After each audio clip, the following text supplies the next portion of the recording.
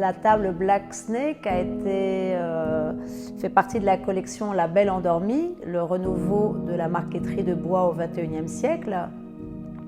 Et voilà, cette table, je l'ai réalisée avec Sylvain Rieux-Piquet. L'idée est arrivée progressivement en fait. J'avais d'abord vu déjà beaucoup, j'avais déjà été chez différents fournisseurs de plaquage et j'avais eu chez l'un d'entre eux l'occasion de découvrir un bois que je ne connaissais pas, c'est de l'ébène blanc. Et alors ces ébènes blancs sont toujours très très différentes, il n'y en a jamais un qui a les mêmes veines et les veines sont vraiment des paysages.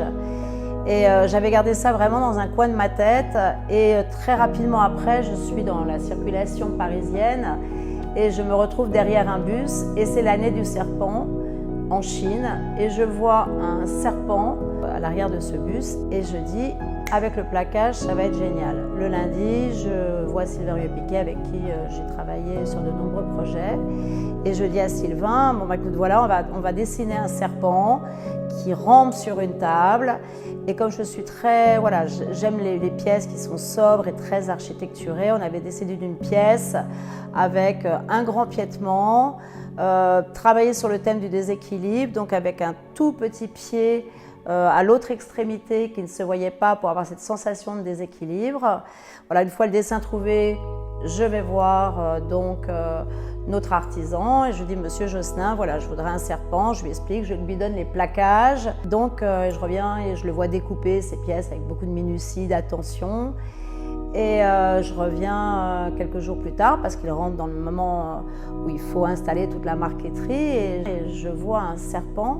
Oui, il tourne parce que le dessin tournait, mais la marqueterie ne tournait pas. Et là, je regarde, je dis, mais il y a un truc qui ne va pas, monsieur Josselin, la marqueterie ne tourne pas.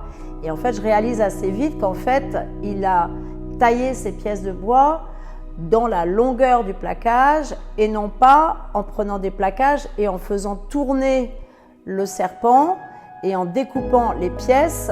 Bon, donc il l'a refait, je reviens, la pièce est parfaite.